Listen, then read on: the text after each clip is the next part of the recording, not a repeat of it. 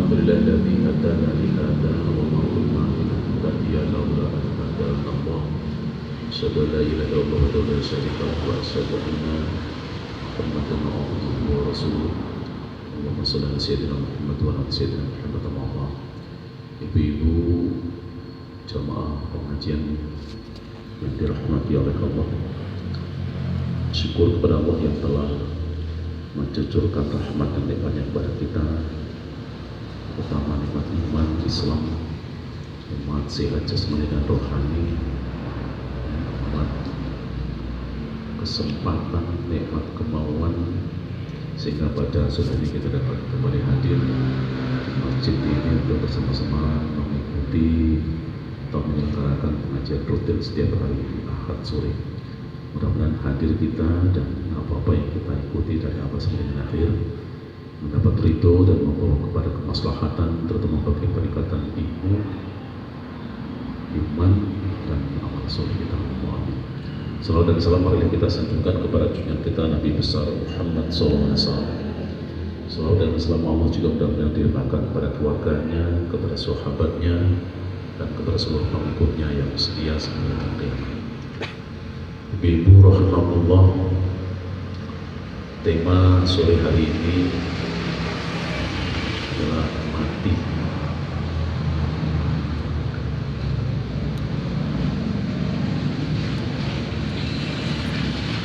Mati ini merupakan sunatullah dan satu keharusan bagi kita. Tidak ada satupun orang yang dapat menghindarkan diri dari kematian. Siapapun, raja, presiden, sultan, gubernur, bupati, wali kota, camat, lurah, RT, RW, dan semua, termasuk orang-orang yang tidak punya jabatan.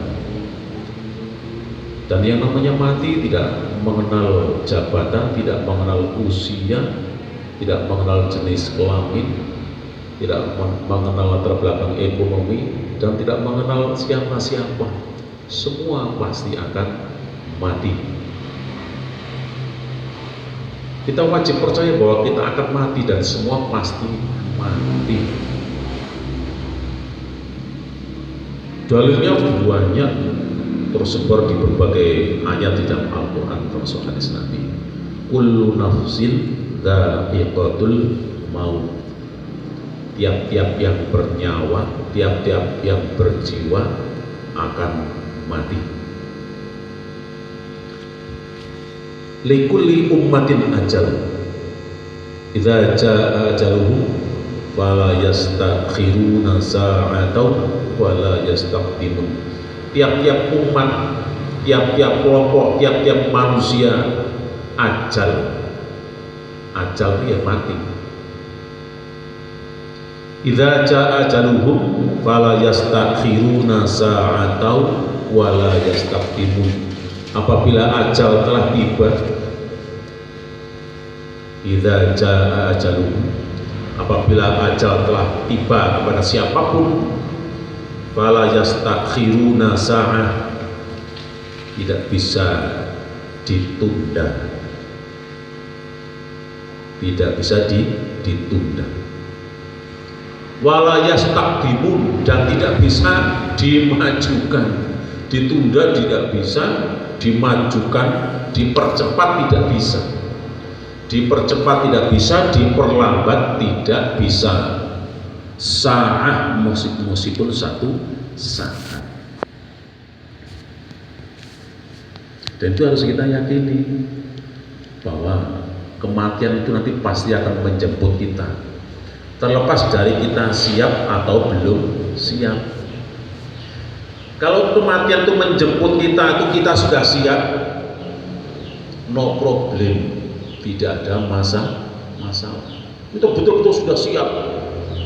Mati kita betul-betul sudah siap. Siap bukan berarti siap diucapkan loh, siap dengan segala macam.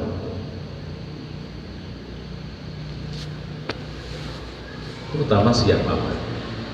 Siap bekal menghadapi kematian itu.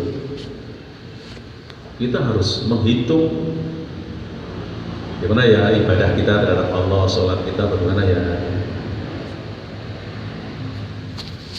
Sudah bagus belum sholat kita? Syarat rukunya sudah terpenuhi apa belum? Tingkat kekhusyuannya sejauh mana ya? Jangan-jangan syarat sholatnya belum lengkap, rukunnya belum cukup, khusyuknya apalagi dari takbiratul ihram sampai salam itu. Yang ingat Allah hanya ketika takbiratul ihram, Allahu Akbar, ingat Allah. Setelah itu ya sudah bertumpuk-tumpuk sini berganti, silih berganti. Ingat suami, ingat anak, ingat sawah, ingat pasar, ingat hutang, ingat kegiatan juga, ingat pengajian, berbagai macam yang perlu diingat masuk dalam pikiran kita ketika kita sholat. Tiba-tiba ingatan kita entah sedang berada di mana, lisan kita mengucapkan assalamualaikum, menandakan sholat sudah berakhir. Terus timbul tanda tanya, doh rampung tuh. Kita sendirian sholat itu loh, pikiran kita tadi sedang melayang-layang entah kemana. Kita heran sendiri, lisan kita mengucap assalamualaikum, terus kita heran sendiri, doh rampung tiba sampai orang pelosok, karena pikiran kita dipenuhi dengan mengingat berbagai macam. Nah, hal-hal yang seperti itu agak umum dan memang terlalu sulit. Orang itu sholat dari takbiratul ihram sampai salam itu hanya mengingat Allah, itu betul-betul terlalu sulit. Nah, sekarang bagaimana? Ya kita jangan dilalaikan dengan dunia, dengan aktivitas kita selain sholat. Kalau misalnya pas mulai baca iftitah itu dari takbiratul ihram, taruhlah misalnya takbiratul ihram terus iftitah masih ingat Allah. Begitu masuk pada Al-Fatihah sudah mulai misalnya gerimis waktu sholat. Kadang-kadang di lingkungan kita ini kejadian-kejadian alam itu kadang-kadang suka mengganggu. Gerimis, waduh, jemurane bisa wabah-nambah nih. Yang seminggu aku sempat nyuci, tak cuci mau kira-kira jam serampung jadi besar garing mau itu nasib. Itu mengingat cucian itu sudah memerlukan waktu sekian menit. Belum yang punya kambing, punya hewan, berusi pakai mau dikencang ya bapak itu yang ngomong ini berusi dia jangan kayak gitu. Nek dia menemui dia orang masuk apa pernah itu dia melayu bedal terus melayu nangendi mungkin ditemu sopo itu terus sampai mana-mana kan itu. Sekarang kita jangan berkecil hati ketika kita sholat mengingat duniawi. Yang penting kita terus berusaha ketika pikiran kita mengingat duniawi, terus kita tarik, kita segera ingat kepada Allah.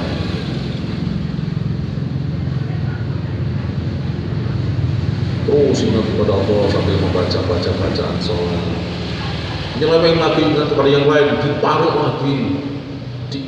lagi kepada ingat kepada Allah.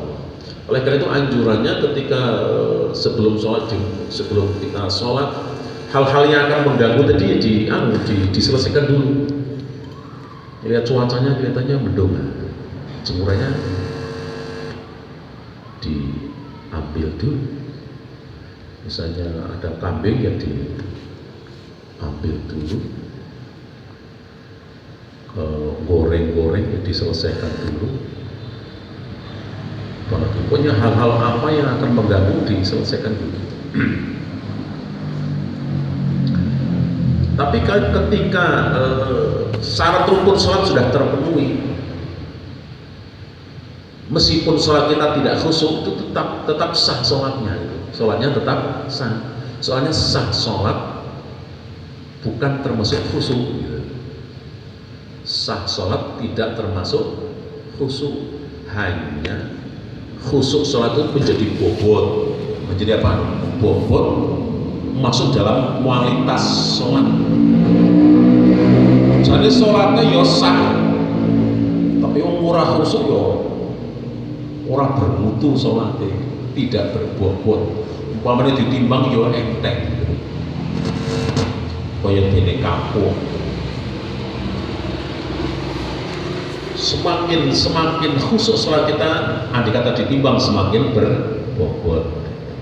Jadi yang kita perlukan bukan hanya sekedar sahnya, bukan hanya sekedar sahnya, sah dan berbobot. Sah tapi wenteng,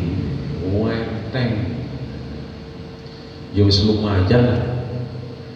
Timbangan wis penteng, ora sah sisan lho.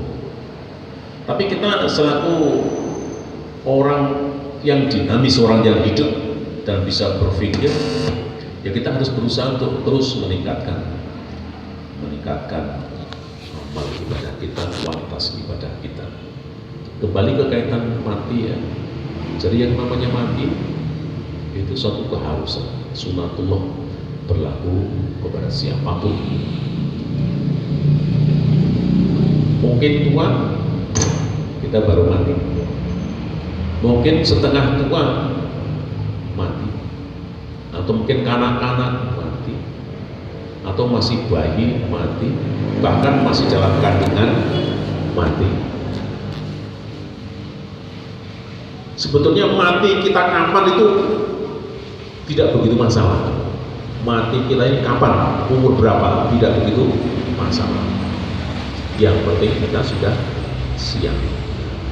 Yang penting sudah siap. Kalau saja bisa, kita diberi umur panjang itu lebih bagus. Andai kata bagian kita memang umurnya panjang, tapi umur panjang yang maslahat, bukan yang panjang umurnya saja, ternyata kosong dari amal ibadah, dari hal-hal yang bajik, dari hal-hal yang soleh, dari hal-hal yang manfaat, kosong, sepi dari kebaikan. Umurnya jadi dawa, tapi tidak bermakna. Umur yang panjang tidak bermakna. Orang ngalakoni apa-apa. Umur yang panjang itu hanya berlalu saja. Kita lalui umur yang panjang itu, tapi berlalu tanpa kesan. Orang pati nglakoni apa-apa. Nah terus gini ngopo dawane umur kan begitu. Kalau bisa semakin panjang, ya semakin manfaat yang kita peroleh semakin banyak. Maka apa kata Nabi dalam yang di sini dalam sebuah hadisnya? Khairun nas man tala umruhu wa hasuna amaluhu wa sa'an nas man tala umruhu wa sa'a amaluhu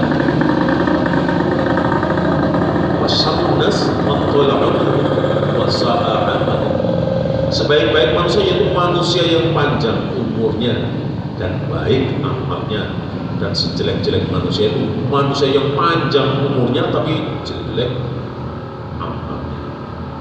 Sebaik-baik manusia itu manusia yang panjang umurnya dan baik amalnya, dan sejelek-jelek manusia yaitu manusia yang panjang umurnya tetapi jelek amalnya. Mati itu sebetulnya karena berpisahnya jasad dengan roh mati. Istilah mati itu karena roh kita melepaskan diri dari jasad. Nah, jasadnya dikubur, karena kalau tidak dikubur menakutkan, menjijikkan, ya. Terus dikubur supaya apa? Supaya kehormatan manusia dalam bentuk jasadnya itu masih terjaga. Dan mengapa dikubur agak dalam?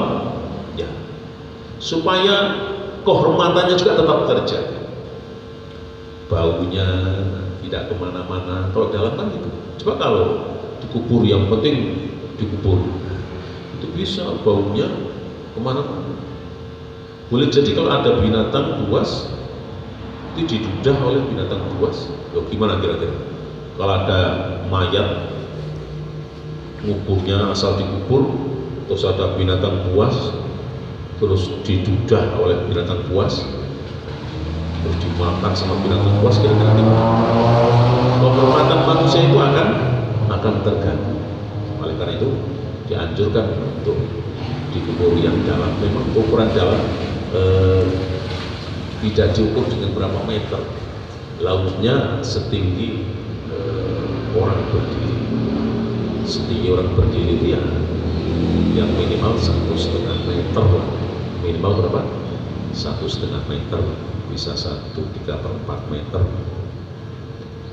Lah model nguburnya atau buat lubangnya seperti apa? Ya, bisa dibuat bermacam-macam. Kalau di daerah kita ini sering dibuat model penggalian kuburan itu model landak. Model apa? Model landak. Jadi mayatnya dibuatkan lubang agak bersembunyi sedikit di sebelah barat, sebelah luar. Ada lagi yang di tengah-tengah kuburan persis itu dibuatkan, setelah dalam dibuatkan secukupnya mayat itu lubang beberapa senti tengahnya. Ya, bermacam-macam cara, tapi kalau di daerah kita ini model landak.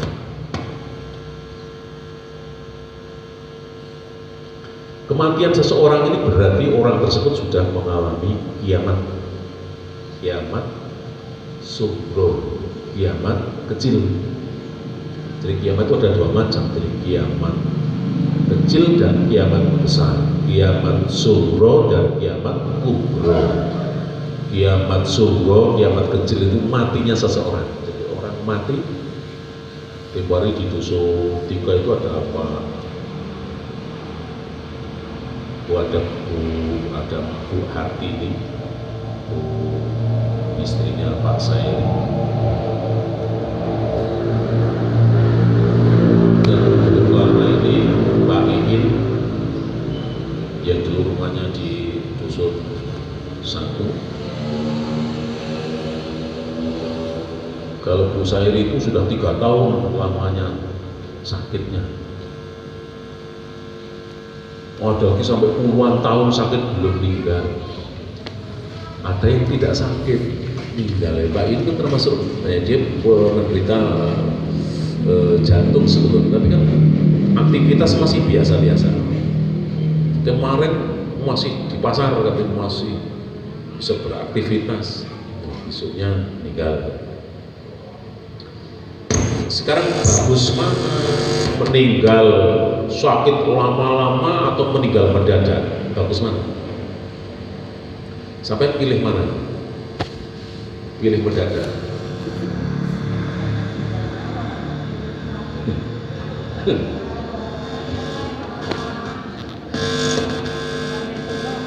Orang kalau ditanya,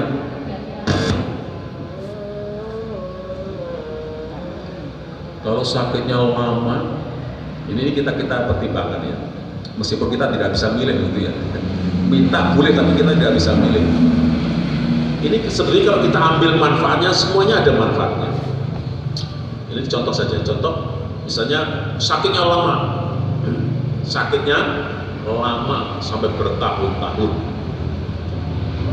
itu lahan pahala bagi yang ngurus.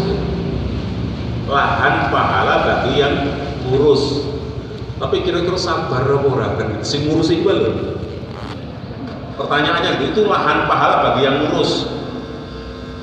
Jangan-jangan yang ngurus itu sampai bosen. Karena bosennya kadang-kadang sambil ngurus itu sambil emosi. Sakit emosi, wamel. Kadang-kadang muncul ketidakikhlasannya. Malah mungkin juga yang ngurusi itu, yang tukang ngurusi karena sudah bosan sampai berdoa meskipun tidak diucapkan, sempat berdoa, ya Allah, mudah-mudahan orang tua saya ini segera Engkau panggil, ya Allah, Engkau kubur, ya Allah.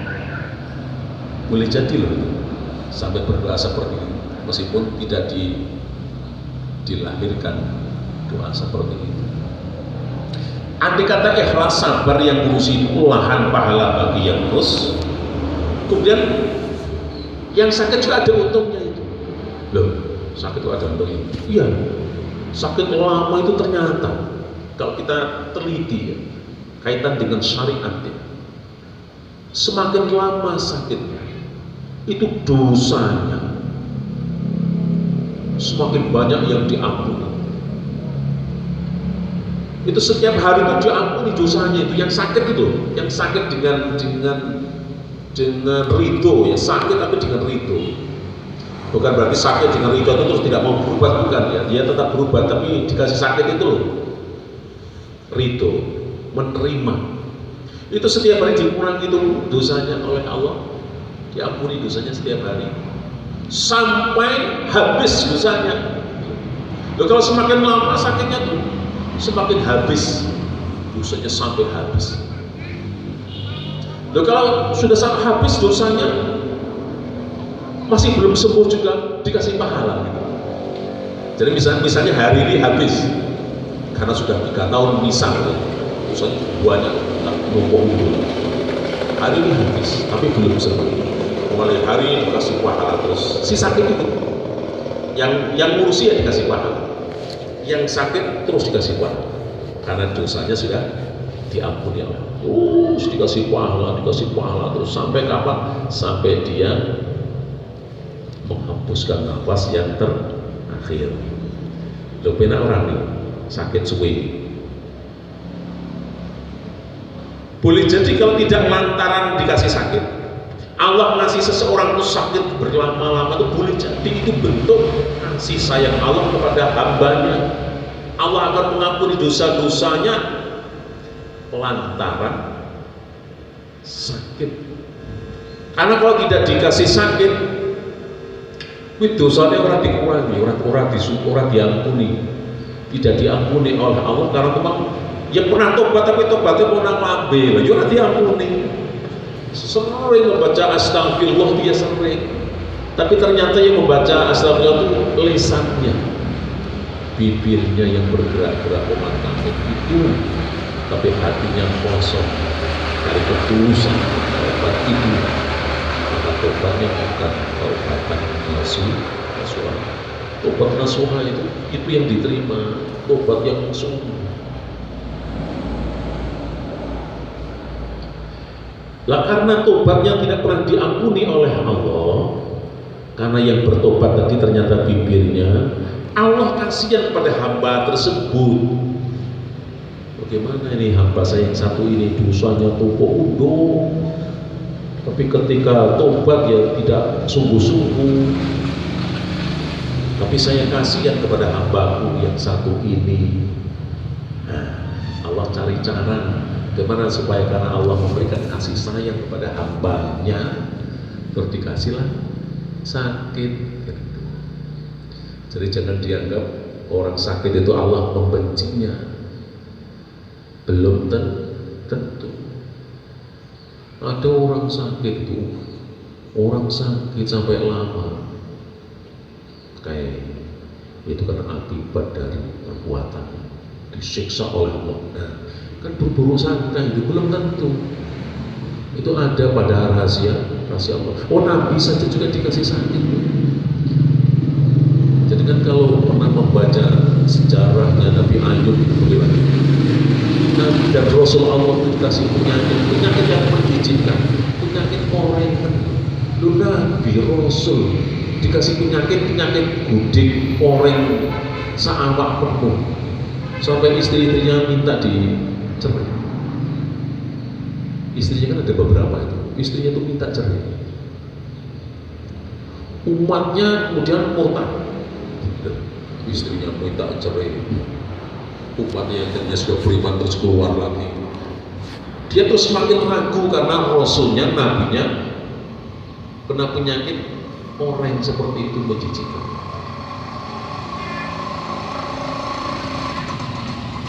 Setiap hari orang-orang kafir itu, orang yang tadinya sudah beriman dan keluar lagi, ada orang yang belum sempat beriman itu hari-hari ya menghina, mencibir.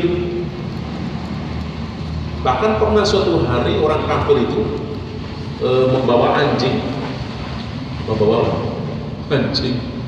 Anjingnya itu dilemparkan, didekatkan kepada Nabi Ayub itu supaya Nabi Ayub itu dimakan anjing. Luar biasa itu penghinaan umatnya waktu itu.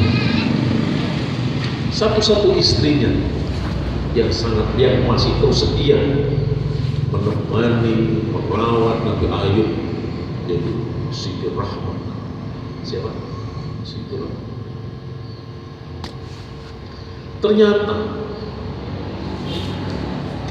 Allah memberikan penyakit kepada Nabi Ayub itu hanya menguji sebetulnya sampai sejauh mana ya hambaku yang saya kasih tugas sebagai Nabi dan Rasul itu sampai sejauh mana kesabarannya. Ternyata teruji, sabarnya luar biasa. Akhirnya pada suatu saat ketika Allah sudah menganggap ujiannya itu sudah selesai dan luluslah Nabi Ayub, maka ada perintah buat Nabi Ayub untuk segera mandi, dan langsung kontan ketika Nabi Ayub mandi itu, karena ada perintah untuk segera mandi. Selesai mandi maka kembalilah, pulihlah kulitnya itu seperti sedia kala, hilanglah dan sembuhlah penyakit kulitnya atau korengnya itu. Kemudian istri-istrinya mendengar kabar bahwa Nabi Ayub sudah sembuh dari penyakit kulitnya, terus kembali minta dirujuk, minta dinikah lagi. Ya sak ibu yang mengenangi Dewi itu ya. Wih, apa jenenge? Karena ada itu istilah.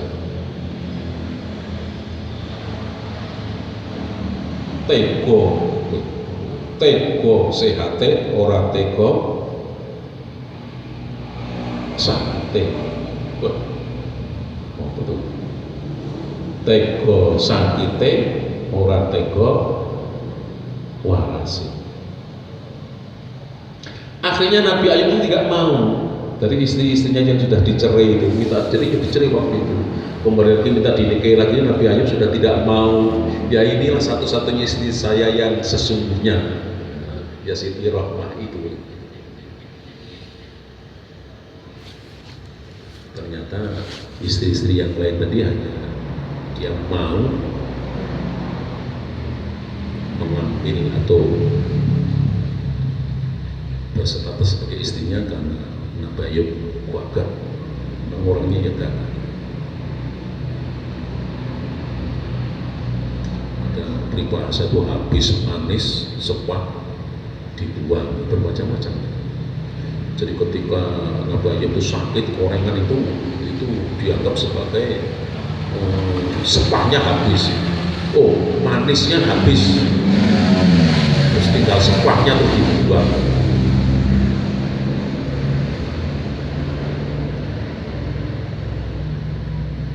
Ketika orang ternyata dipundut nyawanya, diambil nyawanya itu dengan cara mendadak,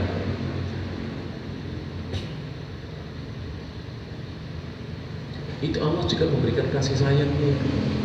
Mengapa? Karena orang yang meninggal mendadak itu termasuk mati syahid, termasuk mati syahid. Mati syahid itu mati yang seperti apa? Mati syahid itu mati yang disaksikan oleh para malaikat dan didoakan oleh para malaikat. Gimana? Kalau sudah malaikat menyaksikan dan mendoakan, kira-kira bagaimana? Malaikat yang tidak punya dosa, tidak punya noda sedikit pun itu, mustahil tidak dikabulkan doanya. Dan malaikat yang tidak punya dosa itu menyaksikan kematian kita dan mendoakan akan keselamatan kita, luar biasa. Jadi orang mati mendadak itu mati syahid itu. Syahid akhirat namanya. Syahid apa? Karena ada 3 macam syahid. Ada syahid dunia akhirat, ada syahid akhirat, dan ada syahid dunia. Syahid dunia akhirat itu ya syahid yang mati perang membela agama Allah. Orang yang berperang membela agama Allah mati, dia mati syahid. Gak boleh dimandikan. Kalau mati syahid dunia akhirat tidak boleh dimandikan. Dia dikafani dengan pakaian yang berlumuran darah itu. Dikafani dengan pakaian yang dipakai ketika dia perang dan gugur itu. Mengapa tidak boleh dimandikan? Kalau dimandikan nanti darahnya akan hilang dia. Darah yang netes-netes itu akan hilang. Mengapa pakaian perangnya juga harus diikutkan? Karena pakaian perang itu juga sebagian berlumuran darah. Darahnya itu akan dibeli oleh Allah. Tetes-tetes darah yang keluar karena mati syahid dunia akhirat itu, tetes darah itu akan dibeli oleh Allah dengan harga yang mahal. Nah, kita untuk mati syahid dunia akhirat, untuk sementara ini kesempatannya belum ada, belum nampak. Kita berperang membela agama Allah. Sekarang kita kalau perang bukan membela agama Allah, perang mempertahankan negara, perang karena terancam oleh bangsa lain, perang rebutan wilayah, perang rebutan kekuasaan, dan berbagai macam perang-perang yang lain yang bukan karena membela agama Allah. Ada mati syahid akhirat ya, tadi itu termasuk. Insya Allah Mbak Iin termasuk mati yang syahid akhirat karena wanita yang meninggal dunia karena melahirkan. Wanita yang meninggal dunia karena melahirkan. Apa sebelum melahirkan, apa ketika melahirkan, atau beberapa hari setelah melahirkan, punya lantaran melahirkan, wanita meninggal dunia, dia masuk syahid akhirat. Mati mendadak yang lain misalnya mati ketumbur kendaraan, mati tenggelam. Ada orang kalau mati tenggelam itu katanya mati kalap. Ini orang-orang yang keyakinannya yang salah. Bukan. Orang yang mati tenggelam itu bukan mati kamu, itu mati syahid akhirat. Kan ada orang yang mengatakan orang yang tenggelam di sungai apa di laut apa di mana, wih kanglak kayak mati itu orang krono Gusti Allah. Kata siapa kok ngerti-ngertinya? Oh itu masuk bagian dari mati syahid akhirat, itu mau dikatakan kalah. Tergantung dengan sebelum mati memang ya. Sebelum mati dia bagaimana? Jadi orang-orang yang dimasukkan ke dalam kelompok mati syahid tadi sebelum matinya bagaimana? Dia baik atau tidak? Tekun beribadah atau tidak? Kalau sebelum mati dia tidak pernah sholat ya, dia tidak ada mati syahid itu. Tidak ada mati syahid. Yang ada mati syahid adalah bagi orang-orang yang memang taat kepada Allah. Jadi untuk semua ya. Jadi mati lama-lama karena sakit, beruntung kan? Apa untungnya tadi? Dosanya diampuni, pahalanya ditambah. Mati yang mendadak, dia dimasukkan ke dalam mati syahid. Kalau kita sih terserah Allah, terserah Allah akan dimatikan seperti apa, itu hak prerogatif Allah. Yang penting yang kita minta mati dalam keadaan husnul khotimah, bukan su'ul khotimah. Apa itu artinya husnul khotimah? Husnul itu artinya baik, khotimah itu artinya akhir hayat yang baik. Kalau su'ul khotimah, su itu jelek, khotimah itu akhir, jadi akhir kehidupan yang jelek. Yang kita minta husnul khotimah. Allahumma amin. Kemudian kalau ada orang meninggal dunia, bagaimana? Siapapun yang meninggal dunia, kita punya kewajiban 4 macam terhadap jenazah. Kita umat Islam punya berapa kewajiban? 4 kewajiban terhadap orang yang meninggal dunia. Yang pertama apa? Memandikan. Kedua, mengkafani. Ketiga, menyolatkan. Keempat, menguburkan. Sampai sudah biasa memandikan mayat? Ada loh orang yang tidak berani.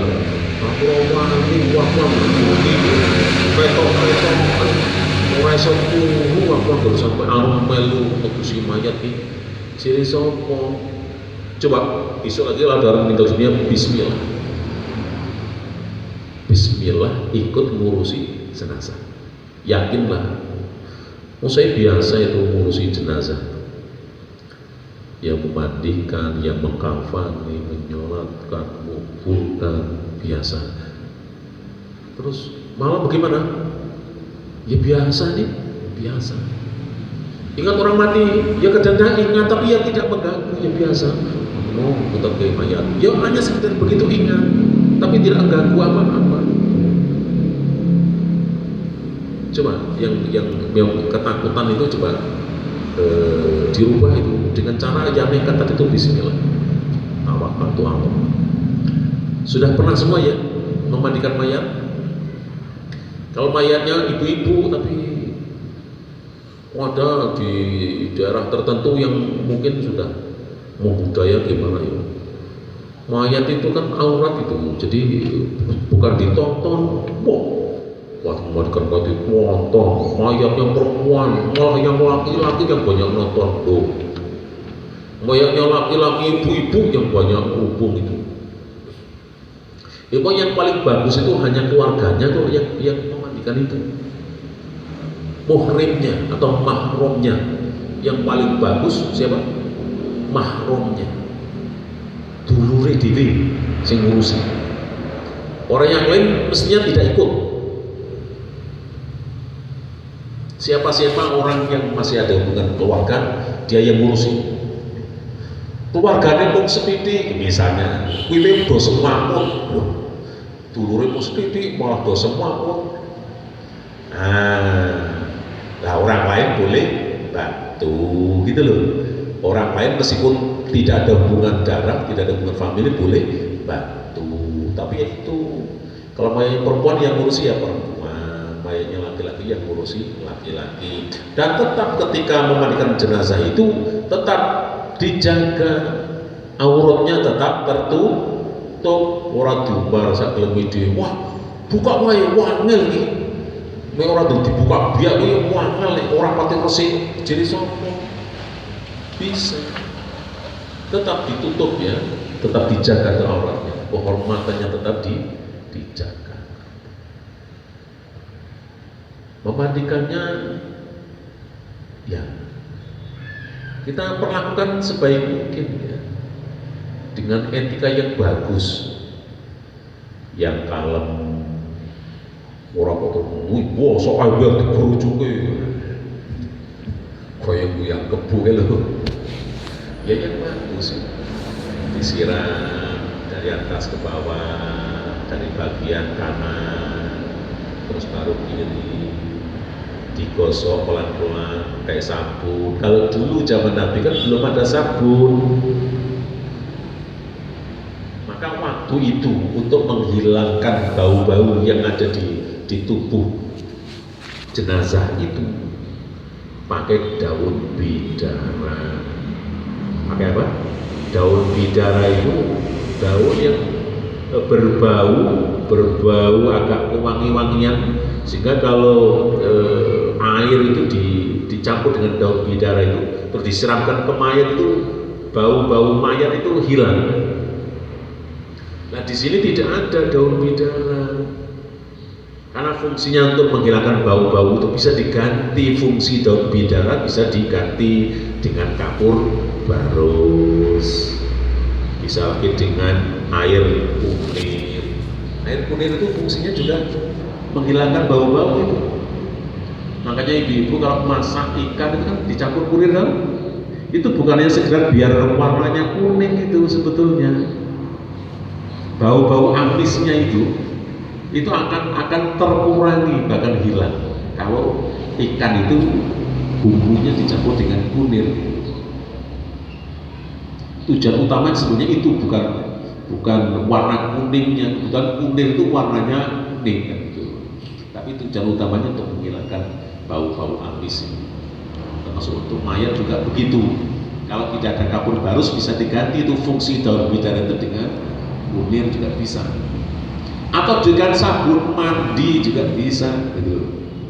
Fungsinya sama tuh. Daun bidara, air kunir, kapur barus, sabun mandi, fungsinya sama itu. Menghilangkan bau arus, bau amis gitu. Jadi jangan repot-repot. Wah, ini kapur barus wong ngene. Kunire wong ngene.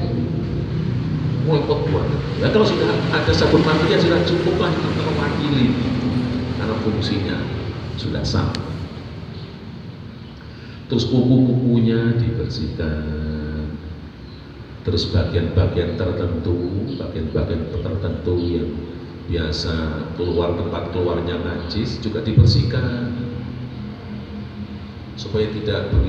Supaya bersih betul dan tidak ada kesan jijik, ya pakai kaos tangan.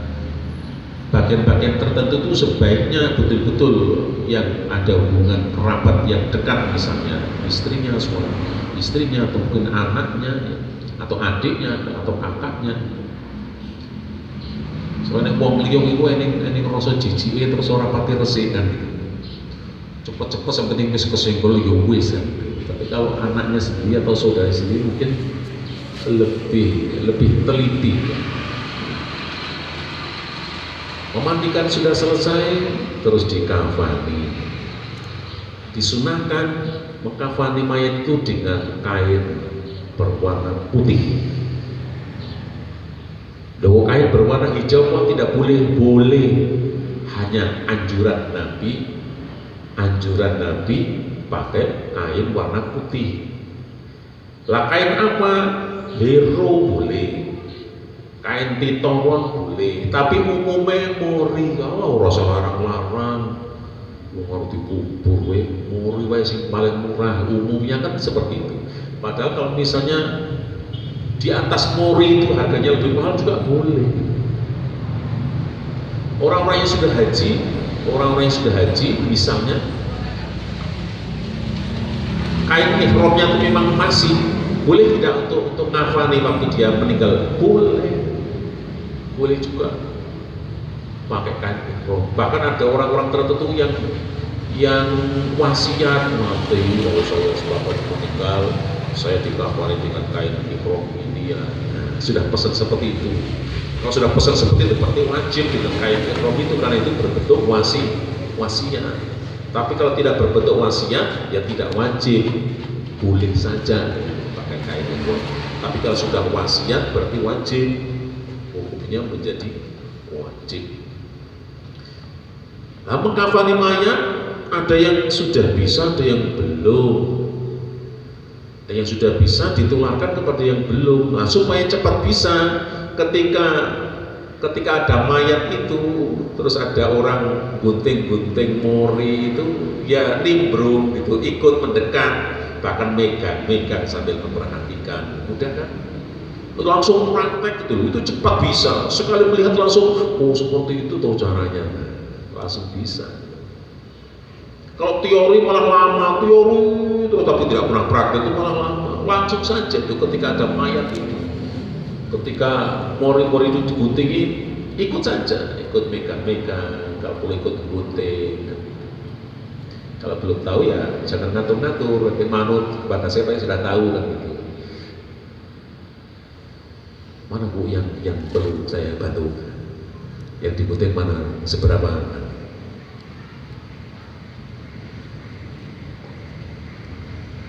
Kalau mayatnya ibu-ibu sebaiknya 5 lapis disunatkan orang 5 lapis. Kalau mayatnya bapak-bapak disunatkan 3 lapis. Kalau muridnya cukup ibu-ibu 5 lapis, bapak-bapak 3 lapis, itu sunat. Sebelum dibungkus bagian-bagian yang berlubang di tubuh mayat itu, mana bagian-bagian yang berlubang, mata, hidung, mulut, lubang yang lain, itu ditutup pakai napas. Kalau ada napas, kalau tidak ada ya pakai kain, tidak bisa ditutup. Apa tujuannya? Bagian-bagian yang berlubang itu ditutup. Kalau mungkin ada air yang keluar dari lubang-lubang yang ada itu, akan terhalangi, dia akan meresap di napas yang untuk menutupi itu. Tidak sampai netesi orang yang gotong.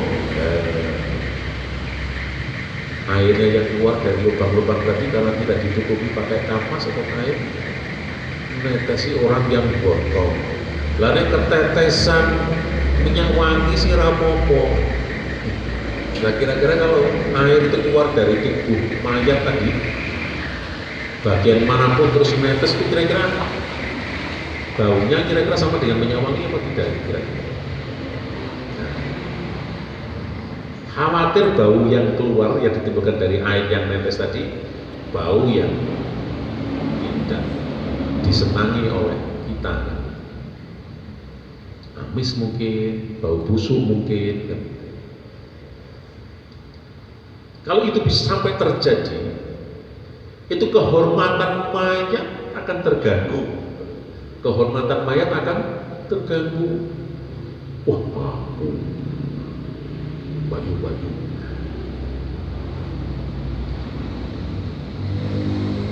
atau pak atau emas itu menjadi bahan cerita. Selalu kemarin loh saya potong mayatnya itu, aku ketes-tesan, baju ngokos kok di jalan ini bergandung. Wah, bumi jangan rakawan kae. Aku jangan sampai spray ini jadi ambon-ambonan terus padahal wis tak ubah. Udahku sing ketetesan wis tak ubah rasaku. Ini perasaku dipanggah mambu. Itu terus diceritakan kepada orang lain, bau yang tidak enak itu yang netes dari mayat itu kan mengganggu kehormatan mayat. Untuk menjaga hal seperti itu maka disebut seperti itu, bagian-bagian yang berlubang ditutupi. Loh Pak, kalau saya tahu itu bukan hanya bagian yang berlubang yang ditutupi, bagian-bagian anggota sujud, anggota wudhu atau anggota sujud juga ditutup, ya boleh-boleh saja, boleh saja. Tetapi yang utama, yang pokok adalah bagian-bagian yang berlubang. Anggota wudhu atau anggota sujud ditutupi pakai kapas juga boleh. Boleh. Tapi yang pokok bagian-bagian yang berlubang. Terus setelah dikafani,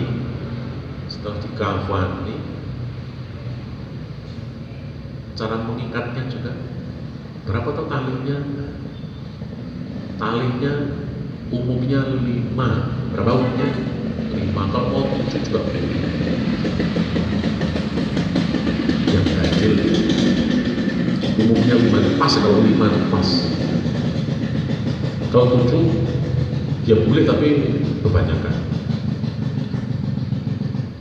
Terus mengikatnya itu diikat bukan diikat tali mati, tali wangsul.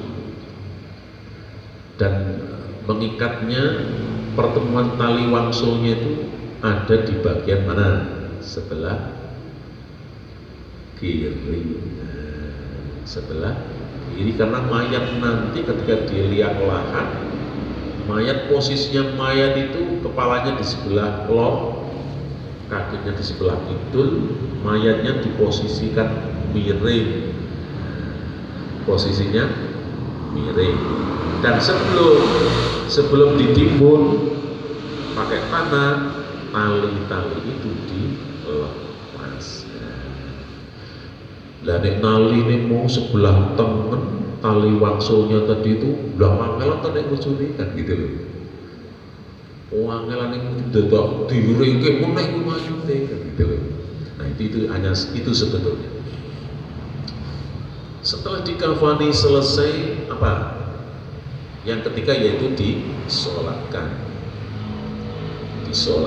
Disolatkan di mana? Bisa di masjid, di musola, di rumah juga boleh. Sebaiknya di mana? Kalau mau dekat di masjid, sebaiknya di masjid atau di musola, karena masjid dan musola itu tempat yang paling bersih. Satu. Tempat yang paling bagus di muka bumi ini adalah masjid. Tidak ada tempat di dunia ini, di muka bumi yang paling bagus ya masjid. Tidak ada selain masjid yang lebih bagus, tidak ada. Dan tempat yang paling jelek pasar. Mana? Pasar itu ternyata menempati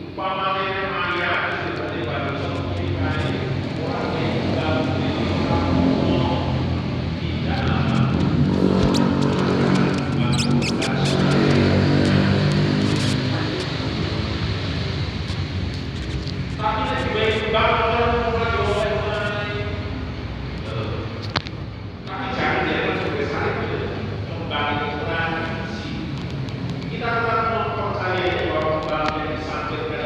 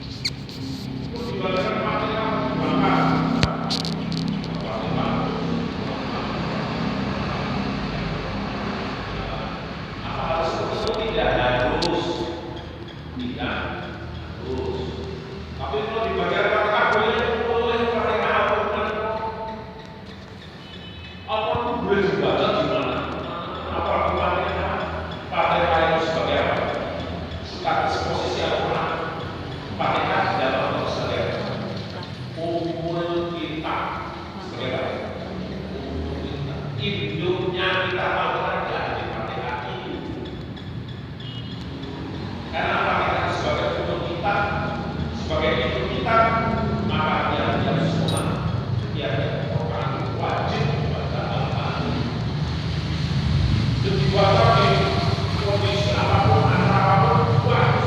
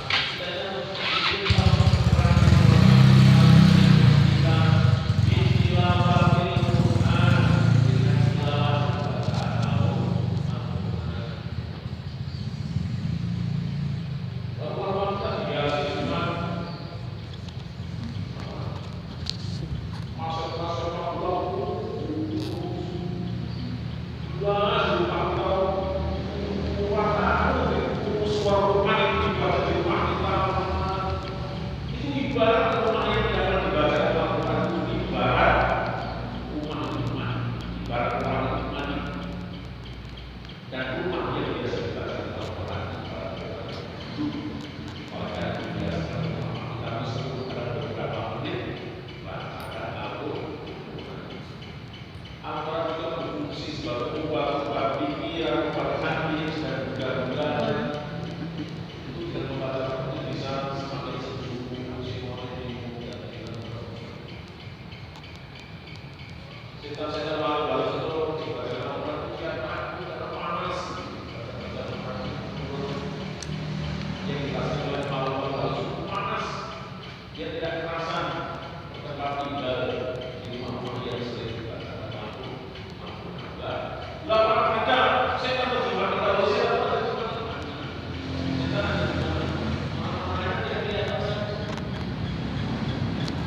sampai dikasih indra kan ada orang-orang tertentu yang dikasih indra yang bisa melihat setan ada di mana-mana sedang duduk, sedang jalan mana, di mana, di ruangan mana itu kelihatan. Tapi hanya orang-orang tertentu yang tahu itu yang dikasih indra.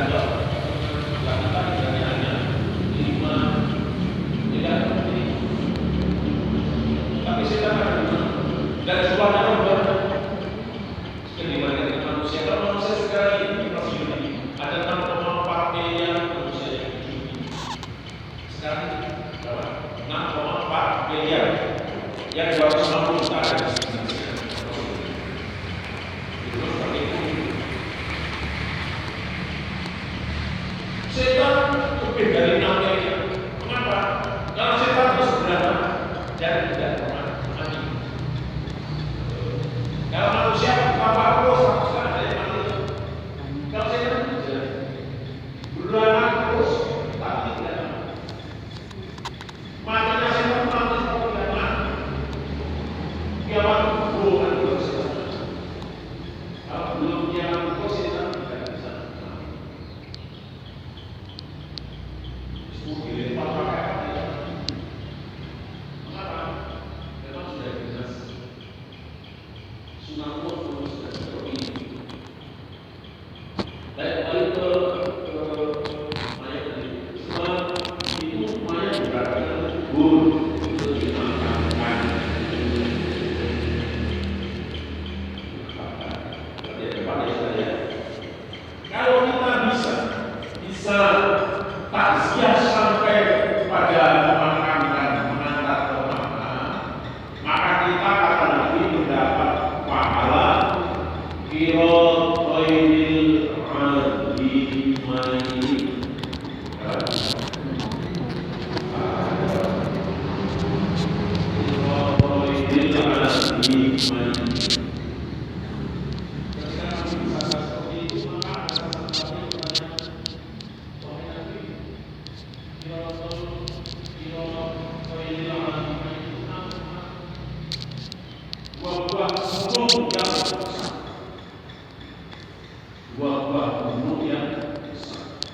Mendapat pahala, besarnya pahala itu seperti 2 buah gunung yang besar kalau sampai ikut mengantar ke pemakaman. Tapi kalau hanya sampai ikut menyolatkan, itu hanya dapat pahala 1 qirot, 1 gunung. Lumayan loh. Ya paling tidak kalau takziah itu ngenteni sampai tekan nyolati itu kalau bisa. Pahalanya berapa tadi kalau sampai nyolati? 1 qirot. 1. Kalau sampai mengantar ke pemakaman 2 qirot. 2 qirot itu bahasa Arabnya qirotoin. 2 qirot. Jadi kan gimana? Biasa mengantar sampai mayat sampai kuburan. Kadang-kadang biasa sampai menyolatkan, kadang-kadang. Tapi yang sering saya perhatikan untuk ibu-ibu ya sebagian bapak-bapak juga. Sak nyuman ini melayat dulu sak nyuman. Alah sepenting wis ngetok, sepenting melayat. Jadi datang terus isi infak di paspor itu duduk sebentar terus pamitan. Kuwi itu ganjaran aku ra yo itu tapi ngomong sak gunung. Paling sak gunung. itu ganjaran ya oleh, tapi cilik. Mungkin sak bubuk, mungkin sak toblok, sak lemari mungkin. Nah nanti kalau sempat ya, kalau memang ada longgar waktu, saya juga begitu. Kalau tidak sempatnya ya datang sebentar saya, tidak sempat. Tapi kalau sempat ya sampai mengantar ke makam, akan mendoakan, bikin doa di atas makam itu. Nah, takziah kepada jenazah yang ada 4 macam tadi, memandikan, mengkafani, menyelatkan, menguburkan, itu sebenarnya pekerjaan yang ringan. Pekerjaan yang ringan. Orang mati mikir kan ringan, dan pahalanya besar. Pekerjaannya, perbuatannya ringan, tapi mendatangkan pahala yang besar. Kalau bisa kita seperti itu, sering melakukan pekerjaan-pekerjaan yang ringan, yang mendatangkan pahala besar, termasuk tempoh hari ya, menghormati tamu ya, menghormati tamu, menjemput tamu yang masuk. Nah ini termasuk takziah mayat, mengurusi mayat sampai mengantar mayat ke pemakaman. Mudah-mudahan kita diberikan kesehatan, kesempatan untuk bisa bertakziah kepada siapapun sampai tuntas ya, sampai selesai. Kalau tidak bisa sampai selesai mengantar ke makam, ya minimal diingat ya, minimal sampai ikut menyolatkan, Kalau misalnya pada waktu sedang berhalangan tidak bisa ikut menyolatkan, ya minimal pada waktu jenazah sedang disolati kita masih berada di situ. Mayat sedang disolati, kita berada di situ. Selesai sholat, selesai mayat disolatkan meskipun kita tidak ikut sholat karena berhalangan, setelah itu pulang kalau memang ada kepentingan. Ibu mungkin demikian yang dapat saya sampaikan pada kesempatan ini. Maka amal ibadah kita terus bertambah, pahala kita bertambah, iman kita bertambah, amal-amal soleh kita bertambah, untuk mempersiapkan diri mencari ridho Allah dan mempersiapkan diri menghadapi kematian yang akan kami yang menjemput kita dan yakin kita pada saat ini sampai kepada asal kematian itu. Allahumma amin. Alhamdulillah minasyaitonirrajim. Bismillahirrahmanirrahim. Setelah awal yang akhir masalah Allah tabaraka wa ta'ala bila jawab ini apa saja yang terbaik apa tadi yang yang Allah ibadi kita ya Rabbana syukur Allahumma fil lana wa walidayna warhamna kama rabbayana shighara wa li jami'il mu'minina wal mu'minat wal muslimina wal muslimat al ahya'i minhum wal amwat. Allahumma ij'al jam'ana hadha jam'an marfuqan wa taqabbal min ba'dihi taqabbal mahsuban. Allahumma rabbana inna nas'aluka salamatan fid din wa afiatan fil jasadi wa ziyadatan fil 'ilmi wa barakatan fil rizqi wa tawbatan qabla al-maut wa rahmatan 'inda al-maut wa maghfiratan ba'da al-maut. Allahumma hawwin 'alaina fi sakaratil maut wa najatan min an-nari wal 'afwa 'inda al-hisab. Rabbana taqabbal minna innaka antas samiul 'alim wa tub 'alaina innaka antat tawwabur rahim. Sallallahu alaihi wa Muhammadin khairil khalqi wa alihi wa sahbihi ajma'in. Subhana rabbika rabbil izzati 'amma yasifun wa salamun 'alal mursalin walhamdulillahi rabbil alamin. Allahumma fiqna ma bi tariqas. Assalamualaikum warahmatullahi wabarakatuh.